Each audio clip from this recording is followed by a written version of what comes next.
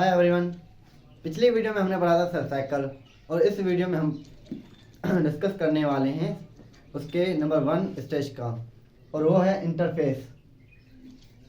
Video start करने से पहले मैं आपको ये बताना चाहता हूँ, अगर पिछली वीडियो आपने नहीं देखी है तो उसको देखें और उसको लाइक ज़रूर करें। अगर आप इस चैनल पे नए हो तो चैनल को सब्सक्राइब ज़रूर करना। तो चलते हैं हमारे टॉपिक की तरफ। Interface, first stage of cell cycle. ये जो इंटरफेस होता है ना, क्या होता है, ये सेल साइकिल का फर्स्ट स्टेज होता है। During this stage cells are highly active. इसका मतलब जब कोई बंदा, मतलब कि हम एग्जांपल लेते हैं, जब कोई बंदा कोई मिर्ची खा ले तो वो कितना एक्टिव हो जाता है, वैसे ही इस स्टेज में जो सेल होता है क्या होता है, बहुत ज़्यादा हाईली एक्टिव होता है। Produce new protoplasm and increases in size. ये एक न्यू प्रोटोप्लाज्म प्रोड्यूस करता है और साइज में बढ़ता है। वर्ड प्रोटोप्लाज्म का मतलब है कि हमारे जो सेल्स होते हैं उसका जो जिंदा पार्ट होता है तो उसको हम क्या कहते हैं, protoplasm. In multicellular organism it remain in G1 phase for proper metabolism. जो इन मल्टीसेलुलर में मतलब कि मल्टीसेलुलर में ये किस में रहते हैं, G1 फेज में। क्यों? क्योंकि वो प्रॉपर मेटाबॉलिज्म करने के लिए, प्रॉपर फंक्शन करने के लिए। जैसे कि हमारे स्टमक में जो स्टमक के सेल होते हैं क्या करें, वो प्रॉपर फंक्शन कर रहे हैं, तो वो किस में, G1 फेज में है। और ये कितने घंटे लेता है, ये 14 घंटे लेते हैं। किसमें, इस प्रोसेस में ये 14 घंटे लेते हैं। Okay, for constant metabolism cells of G1 phase undergo into G0 phase या G0 फेज। ये प्रॉपर मेटाबॉलिज्म करने के लिए ये G1 फेज से G0 फेज के अंदर चला जाता है। और इसका हमने जो फेज है कितने हैं, उसमें 3 फेज हैं, G1 phase, GS phase, S phase और G2 फेज। उसमें हमने एक यहाँ पर हमने बात की किसकी, G0 फेज की। तो G0 फेज क्या होता है, इसमें हम आज पढ़ेंगे G0 फेज।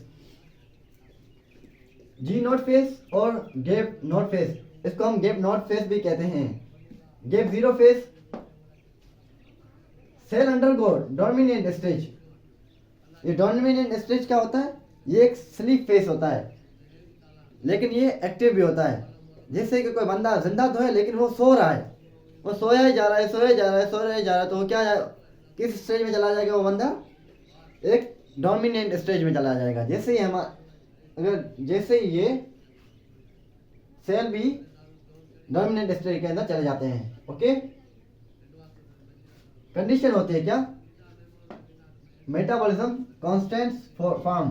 जो इसमें जो होते हैं क्या होते हैं, मेटाबॉलिज्म कांस्टेंट फॉर्म में होते हैं, या फिर मेटाबॉलिज्म इन रिदम।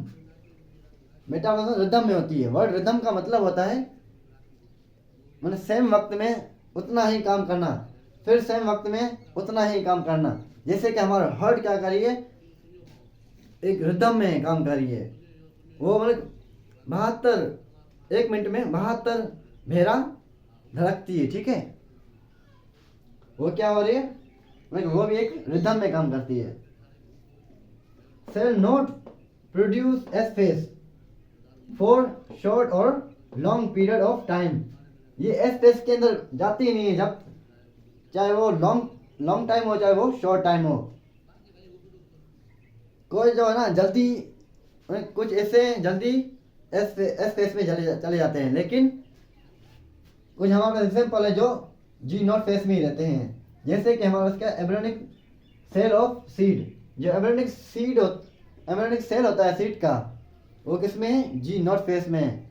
कैसे, अगर जब तक अगर हम सीड्स को ज़मीन में बोकर अगर पानी नहीं देंगे तो वो क्या होंगे, ग्रो नहीं होंगे, वो उसमें प्लांट नहीं बनेगा, उसमें सेल्स डिवाइड नहीं होंगे। तो वो किसके अंदर है, वो किसके अंदर है, G0 फेज में है। जिंदा तो है लेकिन वो डिवाइड नहीं हो रहे। ठीक है, nerve cell in human body.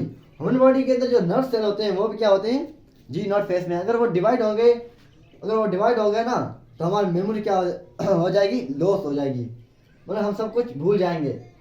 अगर डेली अगर डिवाइड हो रहा था, एक दिन जो हमने पिछले दिन हमने क्या काम किया था, क्या नहीं किया था, वो सब हम क्या कर जाएंगे, वो हमारे मेमोरी लॉस हो जाएगी सारी।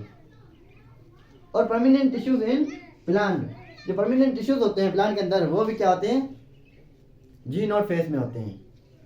आज की वीडियो में इतना ही। अगर कल जो हम पढ़ेंगे कल हम पढ़ेंगे इसके 2 और स्टेज, एस फेस और G2 face. Thank you for watch.